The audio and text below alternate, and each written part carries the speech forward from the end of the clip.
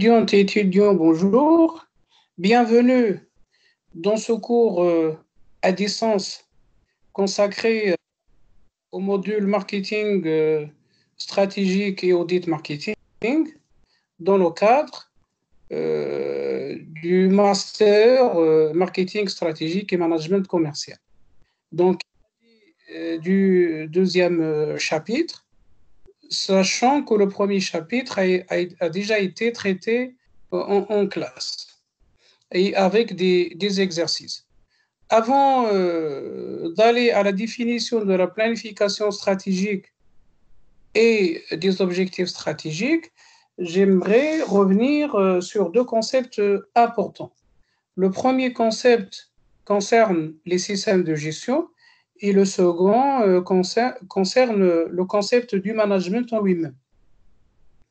Déjà, les auteurs Tabatoni et Jarniou ont défini le système de gestion comme étant un système de processus de décision qui finalise, organise et anime les activités collectives de personnes, de groupes de personnes, tout en réalisant des objectifs qui leur sont assignés dans le cadre d'une organisation. Quant au management, il a été défini par Teitar comme la manière de conduire une organisation, de la diriger, de planifier son développement et de la contrôler. À partir de là, on peut déduire que le système de gestion se compose de trois sous-systèmes. Le premier sous-système est le sous-système de planification qui consiste à finaliser les actions des personnes qui œuvrent dans l'organisation en assurant la définition des objectifs à réaliser et les contraintes à respecter. Le deuxième est le sous-système d'organisation qui vise à organiser le travail collectif en définissant les sous-organes et leur rôle, en allouant les moyens d'exécution et en précisant les relations administratives. Le troisième est le sous-système de contrôle qui incite les organes à réaliser leurs objectifs. À partir de là, et en se basant sur les actions du groupe Stratégor, on peut définir la planification comme un processus formalisé de prise de décision qui élabore une représentation voulue de l'état futur de l'entreprise et spécifie les modalités de mise en œuvre de cette volonté. La planification est donc une démarche explicite qui s'appuie sur une méthode et qui se déroule dans le temps et dans l'espace selon un programme préalablement déterminé. Il aboutit à des choix stratégiques et à des programmes d'action qui visent à assurer la mise en œuvre de ces choix. Il s'agit aussi d'un mode de prise de décision qui se distingue en particulier par son caractère formalisé, sans que cela signifie qu'il soit entièrement codifié. Pour Gervais, la planification est un processus systématique et continu de préparation de l'avenir qui comprend une appréciation de l'environnement et son évolution et une juste mesure des possibilités et des capacités de l'entreprise, une volonté d'action en termes d'objectifs et de stratégie, une mise en œuvre des choix effectués ainsi que le contrôle de leur réalisation. Pour les deux auteurs, Tabatoni et Jarniou, il faut distinguer entre deux concepts importants, le plan et la planification. Ainsi, l'activité de planification au sens étroit est de produire des plans, alors qu'un plan signifie une configuration voulue du futur ainsi que les principes de mise en œuvre de cette volonté. Il fixe les objectifs, détermine les types de moyens à mettre en œuvre et spécifie les organes et les personnes responsables. La planification est aussi une composante principale du système de gestion. Et il a pour mission la fixation et la réalisation des objectifs en mettant en œuvre des moyens et en respectant des contraintes. Bien sûr, les contraintes de l'entreprise. Il faut noter aussi que la planification n'est pas la prévision. En effet, la planification est la prévision plus une volonté d'action pour tirer la meilleure partie des possibilités que recèle l'avenir. D'un autre côté, la planification ne permet pas d'éliminer le risque. Il permet simplement de prendre en conscience ou bien de prendre conscience du risque, de préciser sa nature et de mesurer son importance, mais il ne pourra pas éliminer ce risque. Il faut noter aussi que la planification ne conduit pas à décider pour le futur. On ne peut décider que dans le présent. Car pour avoir un début d'exécution, une décision demande une affectation de ressources. Il est toutefois souhaitable que les décisions présentes soient prises en tenant compte de leurs conséquences futures. La planification consiste à penser le futur, c'est-à-dire il tient compte du futur, c'est l'action disposée en avance.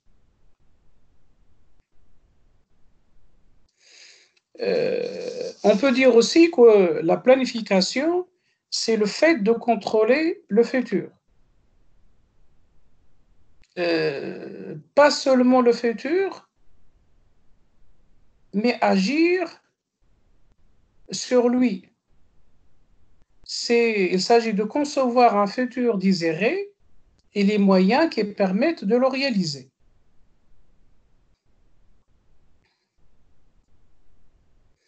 La planification, c'est une prise de décision par anticipation. Il s'agit de décider ce qu'on va faire et comment le faire avant d'agir. Si nous pouvons décider rapidement sans perdre d'efficacité, on n'aura pas, bien sûr, besoin de planifier. Alors maintenant, quels sont les objectifs de la planification?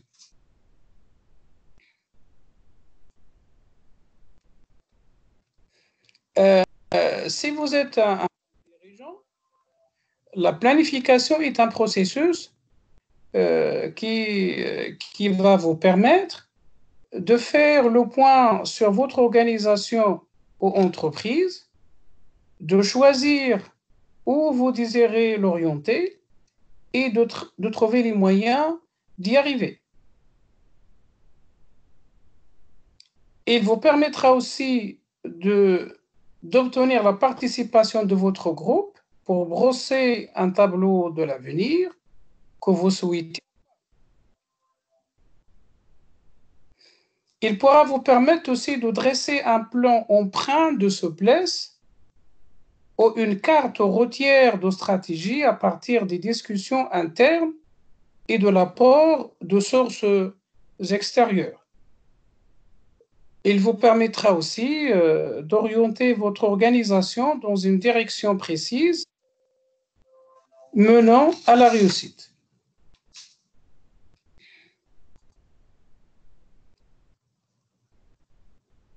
En se basant sur la planification, vous pouvez vous engager dans une réflexion perspicace allant au-delà de vos activités et habitudes ordinaires, mais aussi d'accueillir positivement les changements en s'y adaptant efficacement. Et il a aussi un autre objectif, c'est de prendre des décisions qui tiennent compte des changements réels ou prévus en matière d'environnement, mais aussi de prendre des mesures conformément à des priorités qui ont été établies en fonction de tous les aspects de votre organisation. Alors maintenant, quelles sont les principales philosophies de la planification et des systèmes de planification? Alors, nous avons trois principales philosophies au niveau de la planification. Il y a tout d'abord la philosophie de satisfaction, alors ensuite la philosophie d'optimisation et la philosophie d'adaptation.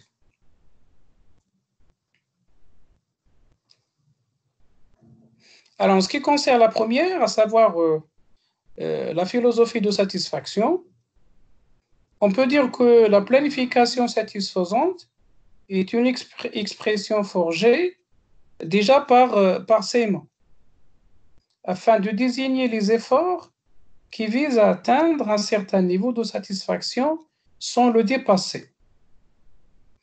La planification satisfaisante établit des objectifs qui sont à la fois réalisables et souhaitables.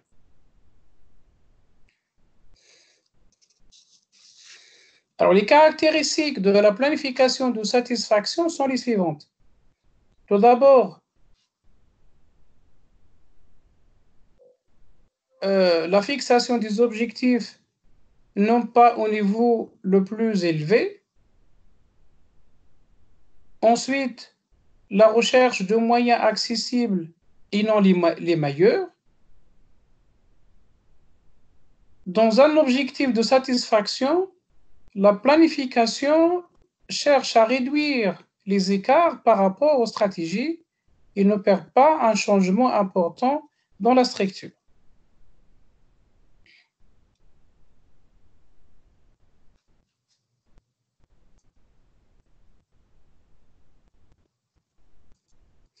Alors, dans le cadre de cette philosophie de satisfaction, on peut dire en général qu'il vaut mieux faire un plan réalisable, mais non optimal, plutôt que de vouloir faire un plan optimal, mais non réalisable. C'est-à-dire que généralement, il faut que les responsables soient réalistes, faire en fonction des moyens qu'ils ont.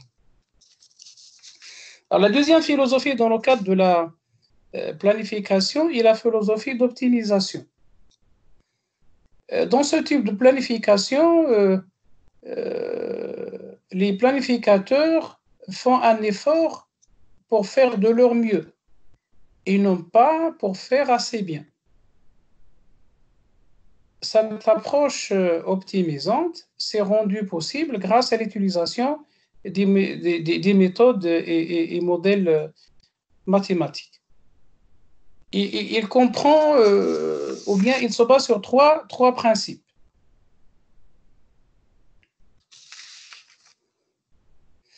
Il se base sur la croyance que la principale valeur de la planification ne réside pas dans le plan lui-même, mais dans son élaboration. Ainsi, la valeur de la planification réside dans la participation à l'élaboration des plans, c'est-à-dire il faut que tout le monde y participe. Et que la planification n'est pas uniquement l'affaire du sommet stratégique et des dirigeants, mais en général, il faut que tous les collaborateurs et les gens qui travaillent au sein de l'organisation puissent donner un mot au niveau de cette planification. La planification efficace ne peut être faite par une organisation, mais il doit être faite par les responsables de cette organisation.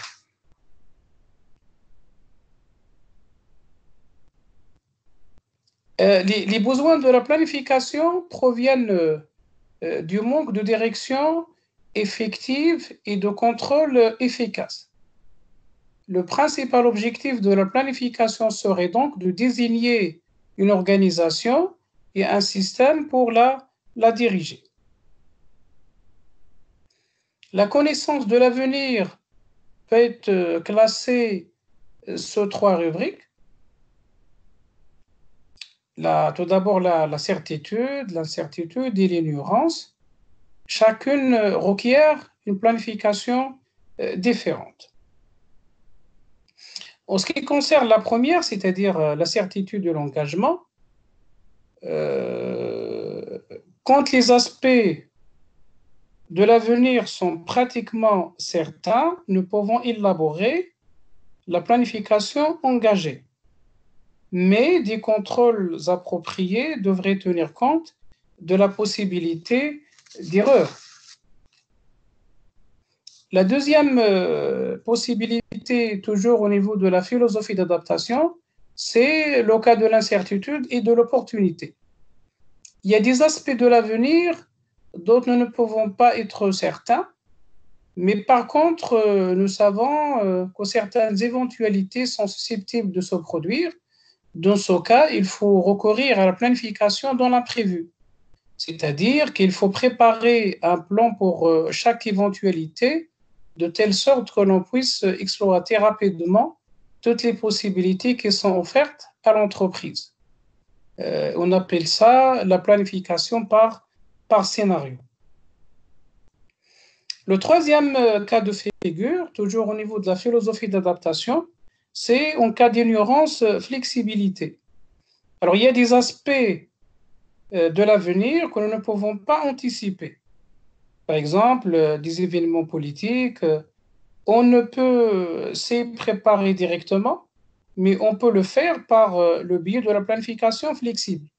Ou bien, c'est ce qu'on appelle aussi la planification glissée, c'est-à-dire qu'on prévoit un plan à long terme, mais en même temps des petits plans intermédiaires de 6 mois, d'une année, etc. Une telle planification consiste à élaborer une organisation et un système pour la diriger de manière à détecter rapidement les déviations par rapport aux prévisions et pour y remédier efficacement. Par exemple, mettre en place des cellules de crise.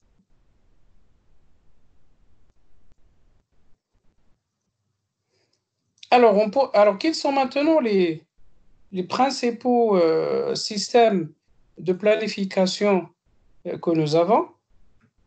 Alors, en général, nous avons la planification à long terme et bien sûr la planification stratégique. La planification à long terme